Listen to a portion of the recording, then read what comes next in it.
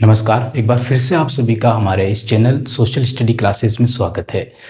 हम बात कर रहे हैं टेंथ क्लास को लेकर और टेंथ क्लास के अंदर आज से शुरुआत करेंगे सोशल स्टडीज़ जो सब्जेक्ट है उनको लेकर। और सबसे पहले हमारी जो सब्जेक्ट है वो आपको हम बता देते हैं कि किस सब्जेक्ट से हम शुरुआत कर रहे हैं पढ़ने। लोकतांत्रिक राजनीति पार्ट 2 है। पहला पार्ट 9th में होता है। अगर उसको अच्छे से पढ़ा होगा तो आपको समझ में आएगी, नहीं भी पढ़ा होगा तो भी हम आपको समझा देंगे, इसको काफ़ी अच्छे से समझा देंगे। पहला चैप्टर है इसके अंदर सत्ता की साझेदारी, ठीक है। और सत्ता की साझेदारी के अंदर आप देखोगे तो पहला यहाँ पे परिचय दे रखा है। तो यहाँ पे हमारे पास दो तरीके हैं आपको पढ़ाने के। कौन सा तरीका बेस्ट है आपको कमेंट में बताना है, या आपके पास जो ग्रुप है उस ग्रुप के अंदर डाल देना है कि हमको ये तरीका अच्छा लगता है, हम ऐसे पढ़ेंगे। कुछ निर्देश हैं जिनको समझना, और आपको जो चीज़ें पसंद आए कि हाँ इस तरह के ठीक है आप हमको बता देना। सबसे पहले तो ध्यान से देखना यहाँ पे और सुनना। जो हम पढ़ाएंगे बुक के अंदर जो भी चीज़ें लिखी है, तो अगर आपके पास वो बुक होगी स्कूल से आपको मिल जाएगी, नहीं मिली होगी, और ये सारी क्लासेस जो हम लेंगे ये एक ऐप के अंदर पड़ी रहेगी सीक्वेंस में 1 2 3 4 5, ठीक है।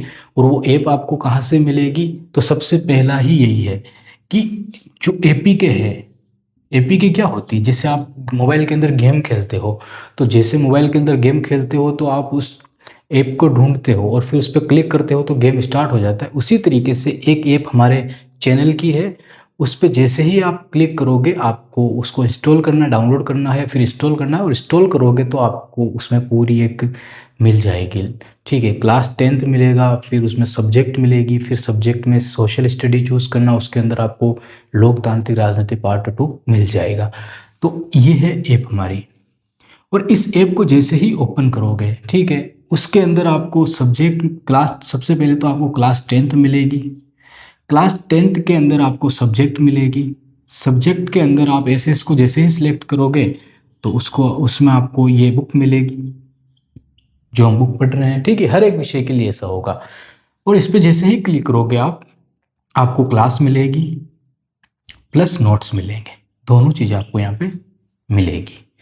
लेकिन नोट्स बाद में मिलेंगे जब हमारी क्लास एंड हो रही होगी, और जब आपकी बुक के अंदर ध्यान से देखना है यहाँ पे, इस चीज़ को भी समझना, ठीक है। पहली क्लास है तो थोड़ा इसको समझाना पड़ेगा हमको, फिर हमारी नेक्स्ट क्लास में इसको अच्छे से तो देखना यहाँ पे ध्यान से। जैसे ही आप यहाँ पे आते हो तो आपको देखो ये प्रश्नावली लिखा हुआ है, ठीक है। अब ये जितने भी क्वेश्चन हैं, ये क्वेश्चन आपको कहीं से ढूंढने नहीं है। हम इस चैप्टर को यहाँ तक पूरा कंप्लीट समझेंगे। मतलब ये है 11 पेज है, तो 6-7 पेज का पूरा चैप्टर है। तो इस चैप्टर को देखो ध्यान से कि हम इसको पूरा समझेंगे अच्छे से, बारीकी से, कि सत्ता की साझेदारी क्या होती है, सत्ता क्या होती है, गठबंधन सरकारें क्या होती है, बिल्कुल इजी तरीके से। मतलब कि अब तक आपने नहीं समझा है, सारी चीज़ें समझ में आ जाएंगी, बिल्कुल एक बच्चे की तरह हम इसको समझेंगे।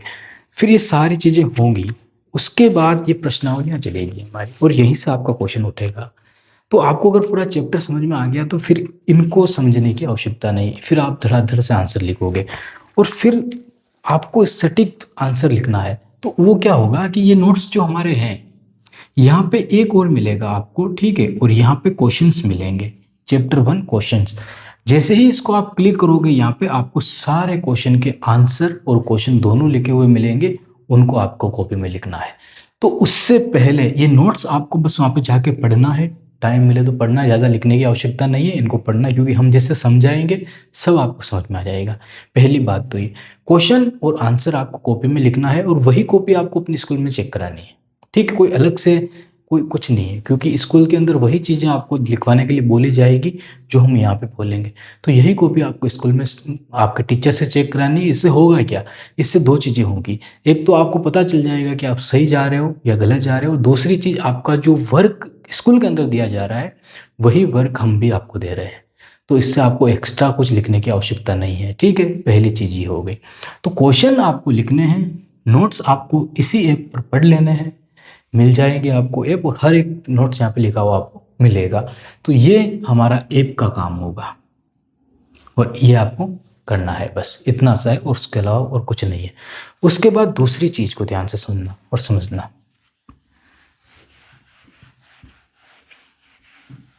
हमारी क्लास का टाइमिंग फिक्स होगा।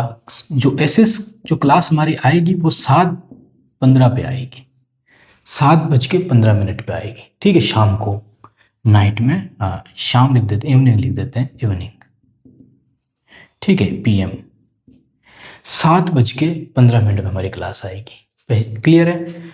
अब देखना, 7:15 में हमारी क्लास डेली आएगी, लेकिन काफ़ी सारे बच्चे ऐसे होंगे जो इस क्लास को नहीं ले पाएंगे, इस टाइम पे नहीं ले पाएंगे। तो यहाँ पे भी सुनना ध्यान से, ये क्लास भी हमारी AP के अंदर चली जाएगी। आप आज नहीं ले पाए, आप कल लीजिए, आप ऐप खोलोगे, उसके अंदर आपको क्लास मिलेगी, यही सब्जेक्ट खोलोगे, यही क्लास मिलेगी, आप जाके क्लास 1 लीजिए, फिर क्लास 2, फिर क्लास 3।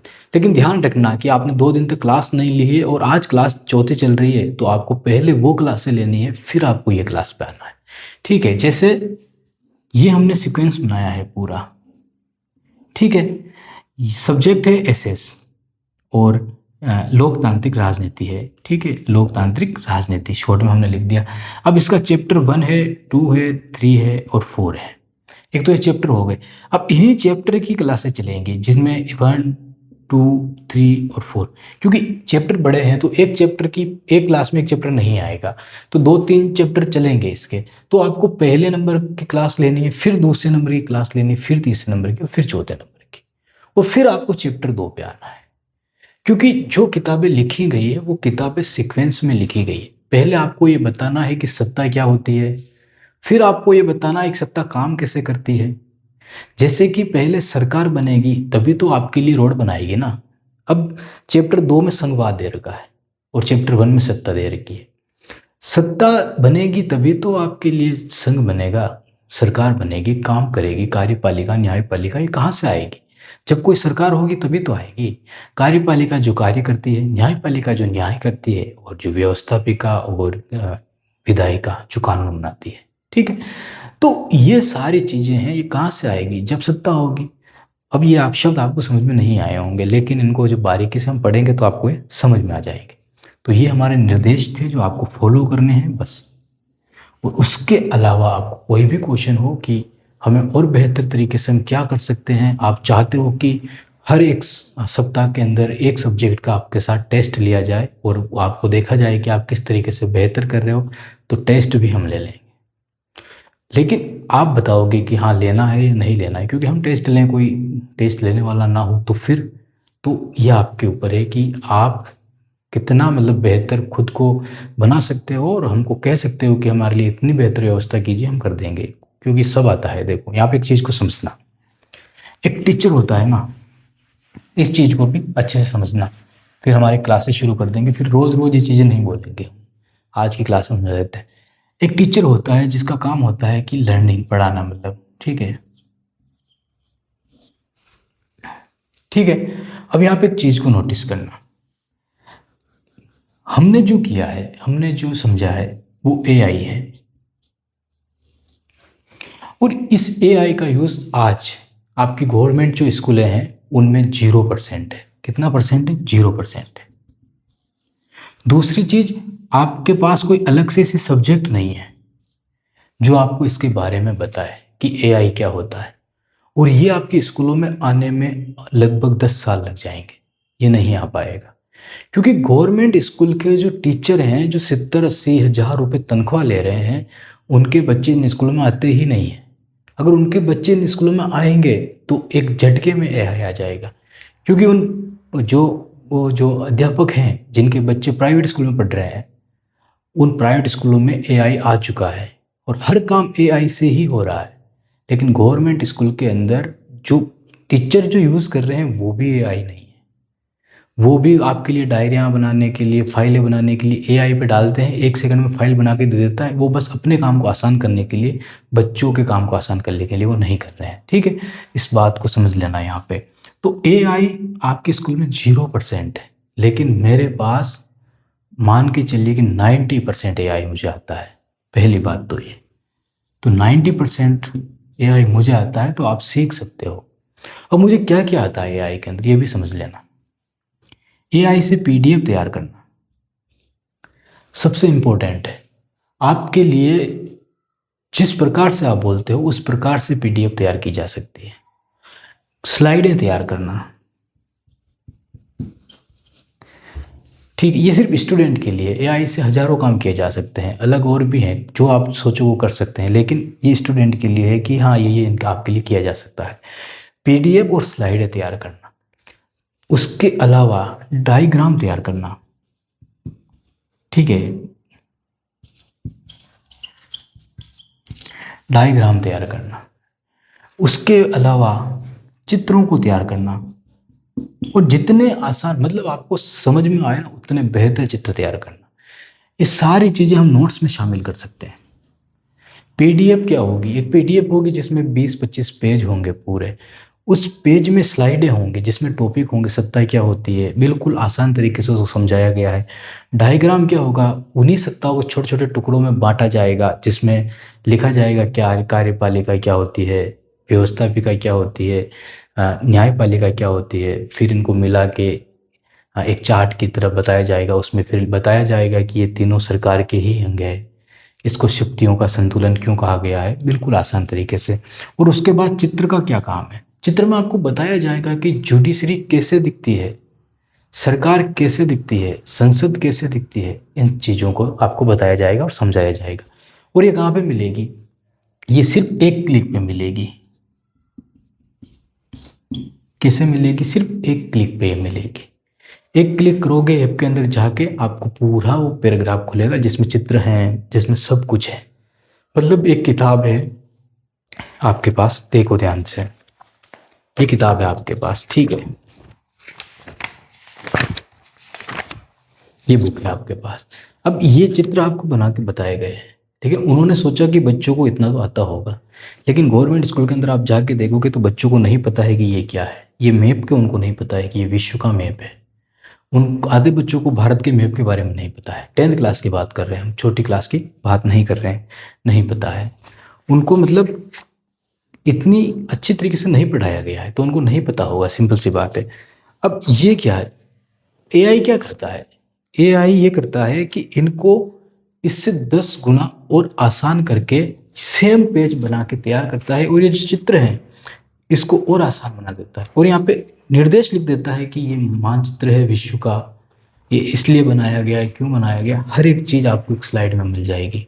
हर एक चीज़ आपको यहाँ पे मिल सकती है। ये एआई कर रहा है आज। आपको कहीं जाने की, कोई क्लासें लेने की भी आवश्यकता नहीं है, लेकिन उस एआई को समझने के लिए आपको क्लासें लेनी पड़ती है, ठीक है, ये होता है। जैसे एक चीज़ देखिए, इसके अंदर एक पिक्चर है, वो मैं बताता हूँ आपको। जैसे ये पिक्चर देखिए, ये पिक्चर है, इसमें एक पुतिन बेटा है, पुतिन का नाम सुना होगा, और एक अमेरिका का जो राष्ट्रपति होता है वो बेटा है, और दोनों जा रहे हैं। ये आगे यहाँ पे डेमोक्रेसी लिखा हुआ है, ठीक है।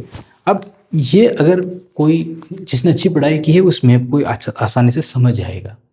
अब ध्यान से देखिए कि पुतिन ने अपनी शक्तियाँ बढ़ा दी थी। ये अभी नहीं समझ में आएगा, क्लास में आएगा, लेकिन पुतिन क्या है कि एक रूस का राष्ट्रपति है, ठीक है, भारत भी आया हुआ है।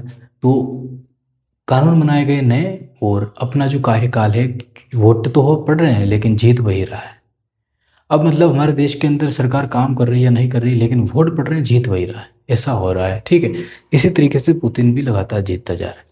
अब लगातार वही जीत रहा है तो वोट क्यों डाले जा रहे हैं? वोट तो इसलिए डाले जाते हैं ना कि जिसको ज़्यादा वोट मिलेंगे वो जीतेगा, लेकिन वोट क्यों डाले जा रहे हैं?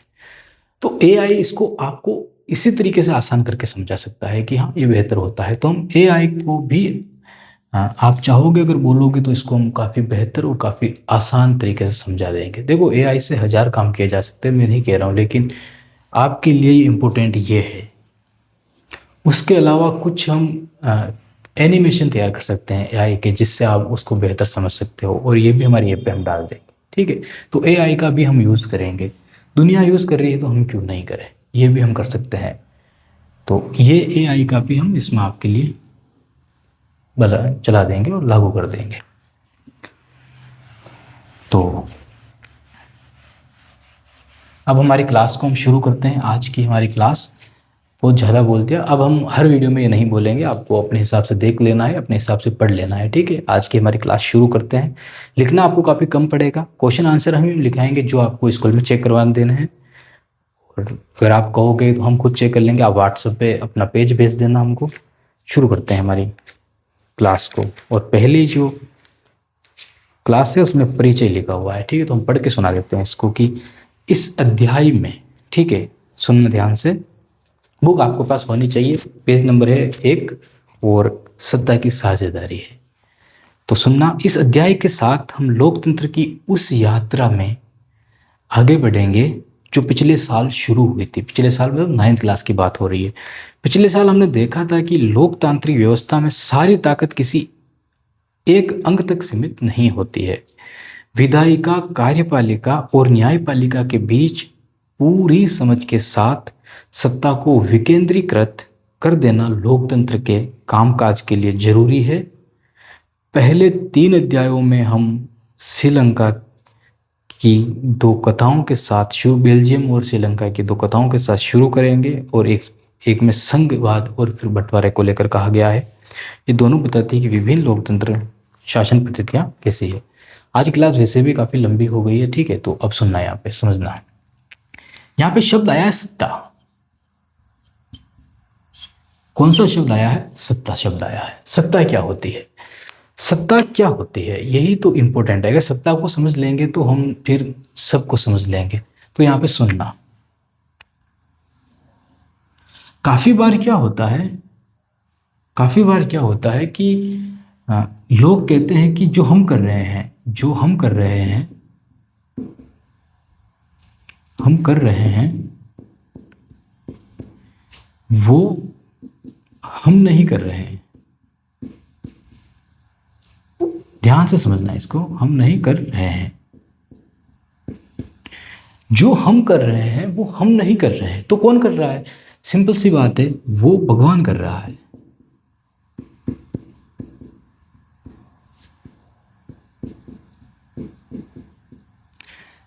सुना है ना आपने ये चीज? जो हम कर रहे हैं वो एक्चुअली में हम नहीं कर रहे हैं, वो भगवान कर रहा है। ये बात आपने सुनी है, 100% ये बात आपने सुनी है और ये पता है आपको। कुछ भी घटना हो रही है तो भगवान की मर्जी है। कुछ भी हम गलत करते हैं या कहीं करते हैं तो हम भगवान से सॉरी मांगते हैं, ठीक है, वहाँ पे जाते हैं। कुछ भी गलत हो रहा है तो हम उनसे बोलते हैं इनको ठीक कर दीजिए। तो एक्चुअली में सारी चीज़ें भगवान कर रहा है, तभी तो हम भगवान के पास जा रहे हैं। तो अगर सब कुछ भगवान कर रहा है तो सत्ता किसकी हो जाएगी? भगवान की हो जाएगी। क्योंकि असली पावर कहाँ पे है? असली पावर भगवान के पास है। कैसे पता चला कि असली पावर भगवान के पास है? बताओ मुझे, आप खुद बताओ कि कैसे पता चला कि असली पावर भगवान के पास है। तो आपका जवाब यही आना चाहिए कि हम भगवान के पास क्यों जा रहे हैं? क्योंकि हम उनको ये बताने जा रहे हैं कि हमारे साथ गलत हो रहा है, आप इसको ठीक कर दीजिए। कि बाढ़ आ गई है गांव के अंदर, ठीक है, बाढ़ तो छोड़ो, बाढ़ आ रखा तो सब जगह नहीं आती है। बारिश ही नहीं है गाँव के अंदर। आप दाल बाटियाँ बनाते हो गाँव के अंदर, हर गाँव में होता है? नहीं होता है? होता है सब गाँव में। क्यों करते हैं? ताकि अच्छी बारिश आए, बारिश नहीं आए तो बारिश आए, ठीक है। ये सारी चीज़ों के लिए करते हैं। तो किसको खुश करने के लिए? भगवान को खुश करने के लिए हम ये चीज़ें करते हैं। धूप लगाते हैं, आपने देखा होगा। तो पावर कहाँ पे है? असली शक्ति किसके पास है? असली शक्ति भगवान के पास है, ठीक है। असली शक्ति किसके पास चली गई? भगवान के पास है। कैसे पता चला? क्योंकि हम उनके अगरबत्ती लगा रहे हैं, प्रसाद चढ़ा रहे हैं, ठीक है, उनके नाम से खाना खिला रहे हैं, सारी चीज़ें कर रहे हैं। तो असली पावर तो भगवान के पास है। तो सत्ता किसके पास है? सत्ता किसके पास है? सत्ता भगवान के पास है, क्योंकि हर काम भगवान कर रहा है। पहली बात तो ये हो गई, समझ में आया ना यहाँ तक? अब दूसरी चीज सोचिए। आपके गांव के अंदर एक सरकार बनती है। जैसे आपके गांव में 360 घर हैं, मान लीजिए आपके गांव में 60 घर हैं, ठीक है। घर होते हैं, डायग्राम से समझते हैं। देखो, मान लीजिए कि इस तरीके से हमने तैयार किया और इस तरीके से हमने घर बनाया, ठीक, हमने घर बनाया इस तरीके से और यहाँ पे हमने गेट लगा दिया, गेट लगा दिया, ठीक है। ऐसे टोटल जो घर हैं वो 60 हैं। आपके गांव के अंदर कितने घर हैं टोटल? आपके गांव के अंदर 60 घर हैं। टोटल कितने घर हैं? 60 घर हैं। आपके घर के अंदर कम से कम 4 लोग तो रहते होंगे ना। तो इन 60 घरों में कम से कम हम एक के घर में 4 लोग भी माने तो कितने हो जाएंगे? 240 लोग हो जाएंगे। 60 को 4 से गुणा करेंगे तो 240 लोग हो जाएंगे। अब 240 लोग हो जाएंगे, ठीक है। अब आपके गांव के अंदर चुनाव होता है। तो 240 में से 2 लोग खड़े होते हैं। कितने लोग खड़े होते हैं? 2 लोग। 240 में से कितने? 2 लोग खड़े होते हैं। कहाँ खड़े होते हैं? छत के ऊपर नहीं, वो चुनाव में खड़े होते हैं। चुनाव तो आप समझते हो कि चुनाव क्या होता है। तो 2 पार्टियां होती है, उनमें एक एक कैंडिडेट खड़ा होता है और कोई जीतता है, फिर उसको काम करना पड़ता है। ठीक है, तो 240 में से 2 लोग खड़े होते हैं। ठीक है, 240 में से 2 लोग खड़े हुए और एक व्यक्ति जीत जाता है। एक व्यक्ति जीत जाता है। अब बात समझना है यहाँ पे। एक व्यक्ति जीता और उसका नाम है, मान लीजिए, सुरेश। जो एक व्यक्ति जीता है उसका क्या नाम है? सुरेश है। अब गांव के अंदर कितने लोग थे? 240 लोग थे। गांव के अंदर कितने लोग थे? 240। और सुरेश को जिताने में कितने लोगों का हाथ था? तो मान लीजिए सुरेश को वोट मिले हैं 140। कितने वोट मिले हैं? 140। तो 140 लोगों का वोट मिला है, लेकिन 100 लोग जो इन्होंने इसको वोट नहीं दिया है। अब सुरेश को ये पता ही नहीं चलेगा कि मुझे किसने वोट नहीं दिया है। उसको नहीं पता चलेगा। क्यों नहीं पता चलेगा आप बताओ? क्योंकि जब भी आप वोट डालने जाते हो या आप पापा मम्मी के साथ जब भी गए होंगे, तो वहाँ पे एक बक्सा लगा होता है, उसमें सिर्फ बटन दबाना है। आपका वोट कोई भी नहीं देख पाएगा कि आपने किसको वोट डाला है। मान लीजिए कोई अगर देख ले कि आपने किसको वोट डाला है, तो फिर अगर सुरेश को पता चल जाए कि ये 100 लोगों ने मुझे वोट नहीं दिया है, क्या सुरेश कभी इन लोगों के लिए काम करेगा? नहीं करेगा। क्यों? क्योंकि इन्होंने तो इसको वोट दिया ही नहीं है, तो नहीं करेगा। तो 240 लोगों ने सुरेश को जिताया है। अब इनमें से किसने वोट नहीं दिया दिया इसको नहीं पता है, तो इसको तो मानना पड़ेगा कि 240 लोगों ने जिताया है। नहीं आया समझ में? वापस समझना। सुरेश है जिसको चुनाव में जीत मिली है, वोट दिया है, बटन दबाया गया है और उसको जिताया गया है। 240 लोगों ने सुरेश को वोट नहीं दिया, लेकिन सुरेश को ये नहीं पता है कि मुझे किन लोगों ने वोट नहीं दिया है। ठीक है, अब मान लीजिए आपके घर में 4 जने हैं। 4 जने हैं और आपके घर में 8 रोटियां बनाई गई। ठीक है, अब आपके घर के अंदर 6 रोटियां खा ली गई है, 2 रोटियां नहीं खाई है, और हर व्यक्ति 2-2 रोटी खाता है। अब आपको नहीं पता है कि किसने रोटी नहीं खाई है, और कब तक पता नहीं चलेगा? जब तक कि आपको ये बताया नहीं जाएगा कि हाँ उसने रोटी नहीं खाई है। बताओ, आपको पता चलेगा क्या किसने रोटी नहीं खाई है? नहीं पता चलेगा। कब पता चलेगा? जब आपको बताया जाएगा कि हाँ उस व्यक्ति ने रोटी नहीं खाई है, तब पता चलेगा ना। तो यहाँ पे सुरेश को ये नहीं बताया जाएगा कि उसको किसने वोट नहीं दिया है, तो फिर इसको पता कैसे चलेगा? नहीं पता चलेगा। तो 240 लोगों ने सुरेश को, तो इसको मानना पड़ेगा कि मुझे कितने लोगों ने वोट दिया है? 240 लोगों ने। अब इसको 240 लोगों के लिए काम करवाना पड़ेगा। अब मान लीजिए कि गांव के अंदर नालियां बनानी है, रोड बनानी है, टंकी बनानी है और स्कूल बनानी है। आप किसके पास जाओगे? आप भगवान के पास जाओगे कि मेरे गांव में टंकी बना दे? क्या आप भगवान के पास जाओगे कि मेरे गांव में स्कूल बना दे? या फिर आप किसके पास जाओगे कि मेरे घर में चीज़ें बना दे? तो आप सुरेश के पास जाओगे। सिंपल सी बात है। तो इन चीज़ों को बनाने का पावर किसके हाथ में है? जो प्राकृतिक रूप से चीज़ें होती, जैसे कि बारिश नहीं आना, बाढ़ आ जाना, जितनी भी चीज़ें जो हमारे हाथ में नहीं है, जैसे काफ़ी तीव्र गति से धूप पड़ रही है, ठीक है, और बारिश ही नहीं आ रही है, ये सारी चीज़ें जो घटनाएं हैं, वो घटनाएं जब इंसानों के हाथ में नहीं रहती है, तब हम भगवान की तरफ जाते हैं। लेकिन जो काम इंसान कर सकते हैं, तो फिर हम भगवान की तरफ नहीं जाते हैं, हम इंसानों की तरफ जाते हैं।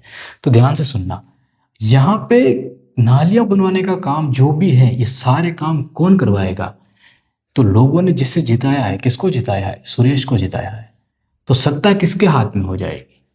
तो सत्ता सुरेश के हाथ में होगी। क्यों? क्योंकि सुरेश को ही सब काम करवाना है। तो हमने यहाँ पे आपको क्या समझाया? हमने ये समझाया कि सत्ता जो होती है, ये एक्चुअल में पावर होता है। इसका नाम होता है पावर। जिसके हाथ में पावर होगा, जनता उसी के पास जाएगी। ये बात याद रखना, जिसके हाथ में पावर होगा, जनता उसी के पास जाएगी। मतलब कि यहाँ पे आप वापस देखना, 2 लोग खड़े हुए, एक का नाम तो सुरेश था और एक का नाम सोनू था। ठीक है, एक का नाम सुरेश था और एक का नाम सोनू था।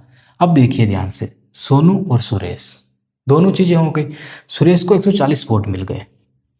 अब लोगों को जितने भी काम करवाने हैं वो सुरेश के पास जा रहे हैं, सोनू के पास नहीं जाएंगे। क्यों? क्योंकि वो हार गया है और उसके पास अब है क्या जो वो उसके पास जाएंगे। जो जीता हुआ है सब अधिकार तो उसके पास चले गए हैं आपके काम करवाने के, तो ये सब इनके पास जाएंगे। और जब ये काम नहीं करवाएगा तब ये सोनू जो है ये लोगों के पास जाएगा, 240 लोगों के पास, और उनको बताएगा कि आपने जिसको जिताया है वो तो काम ही नहीं करवा रहा है, तो अगली बार मुझे वोट देना, मैं आपके लिए काम करवाऊंगा। तो कभी ये सुरेश चुनाव में हारेगा। तो क्यों हारेगा? क्योंकि ये मेहनत करेगा और इन लोगों को बताएगा कि ये इन्होंने काम नहीं करवाया है। तो सत्ता क्या होती है आया समझ में आपको? इससे आसान अगर और समझाना है तो हम समझा देंगे, लेकिन यहाँ तक आपको समझ में आ गया होगा। ठीक है, तो सत्ता को समझ लिया होगा आपने। अब देखना है यहाँ पे, जो काम करवा रहा है और जिसके पास लोग जा रहे हैं, एक्चुअली में पावर वही है, और जहाँ पे पावर है वही सत्ता है। ठीक है, तो गवर्नमेंट जो है एक्चुअली में हम उसको सत्ता कह सकते हैं, लेकिन सत्ता अलग अलग तरीके से हो सकती है। आपके घर में जिसकी सुनी जा रही है, और आपके घर में मान लीजिए 5 लोग हैं और एक व्यक्ति की सुनी जाती है, वो कोई भी हो सकता है, एक व्यक्ति की सुनी जाती है और 4 लोग उसी की सुनते हैं, तो सत्ता किसके पास है? उस एक व्यक्ति के पास है। क्यों? क्योंकि 4 लोग उस व्यक्ति के पास पूछने जा रहे हैं क्या करना है क्या नहीं करना, हर एक चीज। तो जहां पे लोग जाते हैं वही सत्ता है, वही पावर है। ठीक है, तो चैप्टर का जो नाम है आपके सत्ता की साझेदारी, सत्ता की साझेदारी, तो इसमें ये पहला जो शब्द है सत्ता, ये पावर है, और इस पावर की साझेदारी का होना जरूरी है, तभी लोगों के लिए विकास के काम होंगे। तो इसकी चर्चा हम करेंगे नेक्स्ट क्लास में। आज की ये क्लास आपको कैसी लगी हमको बताना, क्योंकि हमने पहले इंट्रोडक्शन में काफ़ी लंबा दे दिया था, तो ये हम काफ़ी कम बता पाएंगे। लेकिन सत्ता को आपको समझना है, इस शब्द को आपको समझना है। ठीक है, लिखना अभी कुछ नहीं है, हम लिखा देंगे, लेकिन इस सत्ता शब्द को आपको समझना पड़ेगा कि जिसके पास लोग जाएंगे एक्चुअली में सत्ता वही है। ठीक है, तो मिलते हैं हमारी नेक्स्ट क्लास में।